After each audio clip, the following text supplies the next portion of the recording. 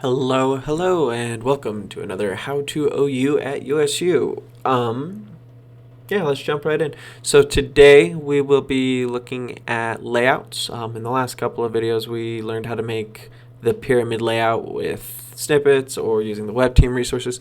In today's video, we'll go over how to do that just on our own using Bootstrap 4. Cool. So I've already logged in to OU Campus. You should already know how to do that. If not, review the training video again or review the previous videos and you'll know how to do that. We'll go into this folder I created. It's empty. And we'll create a new page. We'll also name this one Pyramid because pyramid's a good word for it because that's what it is. And we'll go ahead and set up a title for it. Pyramid layout. Code it yourself, or I don't know, code it with BS4. Code it with BS4. Nice. BS4 stands for Bootstrap 4. That is the university's CSS library that we use. We'll add a meta description for SEO. Obviously, this will probably be deleted in like an hour. But you get the point. Always try to set up a page title and a description. If you need to edit those after you create the page, you can. There are some other videos that go over how to do that. So we create our page, and we're going to learn how to do this using just our own web developing skills. So I'm assuming you already know a little bit about HTML and CSS. Also, you should already know a little bit about Twitter Bootstrap, but you don't have to know a lot of any of these things for you to follow along with what we're going to do today. It's really simple. We're going to click our green edit button. We're going to go to our source code. We're just going to delete everything. We don't want that. We don't need that. Bye-bye. Cool. And then we're going to save it. From here, this is where you're going to need some kind of a text editor. In this video today, I'm going to use Visual Studio. So I'm just going to go ahead and open that. You could use Atom, Sublime, Bracket, Notepad++, whatever suits your needs. You could use a regular text editor. That'll work. Microsoft Word is not a text editor, so don't use that. But, I mean, if you do it right, even that would probably work. Another good option is to use some online tools like CodePen or JS Fiddle. If you Google those, you'll find their sites, and they'll let you create these sorts of little designs and stuff very quickly. So I've opened Visual Studio Code. Part of why I like Visual Studio Code is it has these shortcuts that are already set up for you. They use a thing called Emmet. Don't even worry about knowing Emmet, but it makes it super easy to do stuff like what I just did, which was pushed !tab, and then it set up a default boilerplate HTML5 setup for me that I can now use to create all of my stuff. So, like I said, we use Bootstrap, Twitter Bootstrap. So let's go to Get Bootstrap. We'll actually look at their documentation and stuff. So this is the library that we use, right? So we can go into the documentation and we can check out what they say about layouts.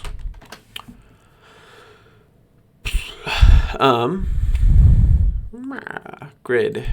There we go. So then we can read all of this if you want, and it'll tell you how it works, why it works, all the cool stuff. Quick caveat for us, you don't have to worry about adding this container wrapper. So don't. And we'll just go ahead and create our layout. I already have most of these memorized. You'll memorize them yourself pretty quickly. They're super simple. The only thing to really know is that Bootstrap is based on a grid that has 12 columns. So you can specify how many columns you want each of your divisions to take up, and then you can also specify on what size of device. So let's go ahead and do that. So if I go ahead and type div dot for class, I can go ahead and type col for column hyphen, and then I can go ahead and specify the size of device if I wanted. You can see the text editor is trying to help me. Or for the smallest size of device, I can just go ahead and type in however many columns I want it to take up. I want it to take up all 12 for this first one, so we'll just use that. From there, I'm going to go ahead and push tab, and nothing will happen. There we go. I'll push tab. That will give me my first column. Now, this isn't going to work unless it is wrapped in a row. So I'm going to cut it real quick, and then I'm going to set up a row div tag. So I can do that by typing again div.row, and then tab, and then push enter and paste what I had in there. Or because Emmet, that thing that helps you gives you these shortcuts, you can do that all at once by typing in row, just dot row, and then what is that? A less than angle bracket, and then dot col12, and that'll give you a parent tag with a class of row that is wrapping a child tag with a class of col-12. Push tab, and there you have your first row, same as this one up here. We'll delete that. And then I'm going to put just some stuff that I know I'm going to have in here, maybe an H1. Oh, yeah, okay, pyramid layout. Not feeling too creative. Layout. So we'll go with that. That's just so I can see it. If I wanted to put an image tag or something else as placeholder, here I could. We'll go ahead and add some lorem ipsum. So I just typed in lorem and then hit tab, and then Visual Studio Code using Emmet just did that for me. Makes it super easy.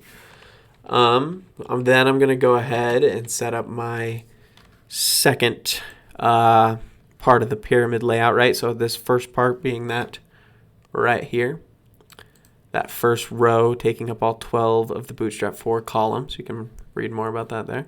This next one's going to take up half and half. So I'm going to create, again, another row. So I can type div.row, or I can type just .row, and then less than, and then div.col.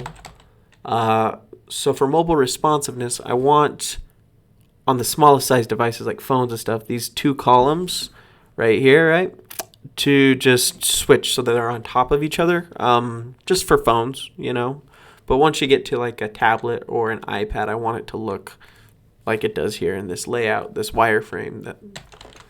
So I'm going to type col12 like I did it up before. That's going to say on the smallest size of devices, take up all 12 of the Bootstrap columns. Then I'm going to add another class by typing in a dot again. Then col hyphen and then sm. And that's for small devices. So, you know, anything a little bit bigger than a phone, a tablet, or iPad, or I don't know, Kindle, whatever device you have that you're accessing the internet from. And then since I want it to take up half of the 12 columns, I'm going to use -6, right? And then I'll go ahead and press tab. Now that's only going to give me this first division, right? It's only going to give me this first one. So I need 2 of those. So I can just copy that, or I can go back to how I was before, and using the shortcuts in Emmet and in Visual Studio Code, I can click plus and then type in div col12 col sm6, which you notice matches what I have over here. That's one way to do it. Or an easier way is I can just put asterisks for multiply and 2. And what that'll do is it will multiply and set up however many of the last tag that you set up, which in this case is that div. So then I push tab, and both of those exist. I'll throw some lorem ipsum in there real quick, just so that way we have something to help us recognize it. We'll do that for this one too. Lorem. Cool. And that concludes my second row. So when you're coding these on your own, yeah, it's a little bit more difficult, but that's okay. Let's make that third column. So we need it to take up 3 of the 12. Well, we need it to take up enough of the columns of 12 columns to only have 1/3 show up Oh crap, man, this is getting all kinds of mathy. Okay, well, we'll have a row no matter what, right? And then we'll have another div. We'll just use the shorthand, and we'll say col12 again, so that way on extra small devices like cell phones and stuff, everything will squish together, line up really nicely. And then we'll specify col_sm. Okay, so we got 12 total columns. We want each one to take up 3 of them. That's 4, right? Using your basic arithmetics, right?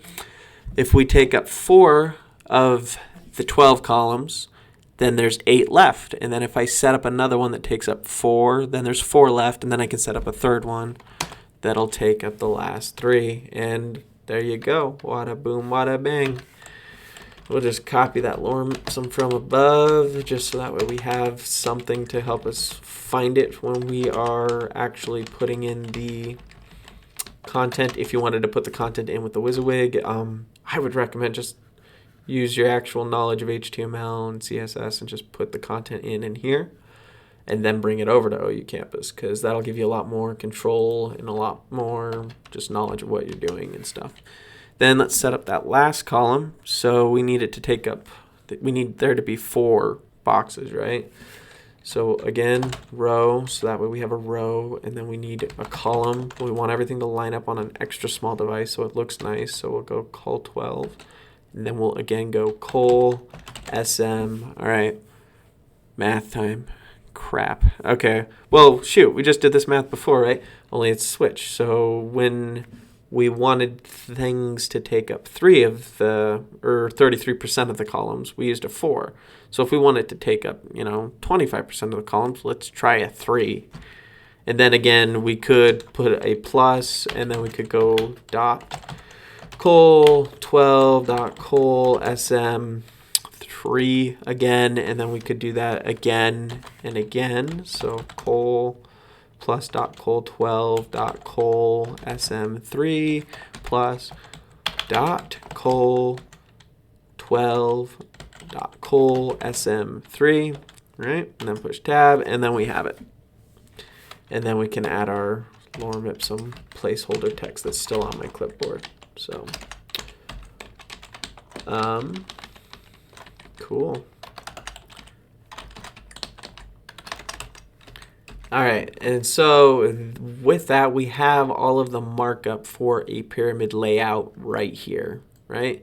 That's cool. It's in Visual Studio, though. I don't need it in Visual Studio, right? I need it in OU Campus. We'll just grab it all. I'm going to cut it with Control-X, minimize my editor, come back into OU Campus, and just paste it in with the source code option. And you're like, oh, but that won't work, or, it works pretty well. And then you can see, okay, so we have something taking up all 12, something taking up 6 and 6. We have something taking up 33, 33, and 33%, and then 25%, 25, 25, 25. So pretty straightforward. We can then turn on our show blocks. You can edit these in the editor if you want. I would definitely go back to my text editor and make the adjustments here, just because that gives you a lot more flexibility and control. And then once you're done, so let's say, I don't know, let's add an image. Source, I don't have the source yet, but we're going to put a pyramid in there. So pyramid, right? We'll add that real quick. Copy all of it, cut it, go back to that, paste in, delete everything. I can click OK, confirm that everything got deleted, that I'm working with a fresh slate. Paste in the new version that has the image. Then I can see where that image is. I can click it, right click it, and then use the insert edit image to change that source to something real. And I already have the alt text because I added that in Visual Studio Code. If you add the alt text, that's what the description is. So, and then we'll go ahead and upload another pyramid. Let's see, I think let's use that one. Cool, so the square pyramid, nice. And then we'll click OK. So, yeah. And save that once you're done with it. Obviously, this would never make it to production because it would not pass a QA. overview. It has a bunch of lorem ipsum in it. But for today, for examples, we'll go ahead and publish it. I'll copy the slug, which is that everything after the domain name in the URL. Just grab it from the text editor, paste it into my browser, and then I can see that now. Okay, yeah, this pyramid's a little wonky because it's got some weird dead space on the side. We've gone over some other ways you can fix that with the editor and without it. If you wanted, you could easily go back into your text editor and just add a class of, let's say, I don't know, width 100, which is another Bootstrap 4 class that'll make it take up the full width. That's an option. Or if you wanted to center it, you could add dblock for display block and then mx auto, and that will set display to block and margins on the horizontal plane, the x-axis plane, to automatically take up the space that they have. And then again, I'll just go in, delete everything, and paste in the new version that's correct, has what I want. Oh, I do need to update the image again. So if you wanted before, it would have been kind of smart to copy it from the text editor, from OU Campus, and then bring that back into my text editor, and then I wouldn't have to reset up the dependency tags. But it's super easy, so nothing to worry about. And then you can see it's centered. Looks sharp. Save it. Once you're happy, submit it for approval, and we'll assume that, you know, there's no lorem ipsum or anything, and we'll approve it, and it's centered. So hopefully that was helpful. You'll get used to Bootstrap 4 classes very quickly. They're super convenient, super easy. So hopefully that's helpful. Thanks. Bye.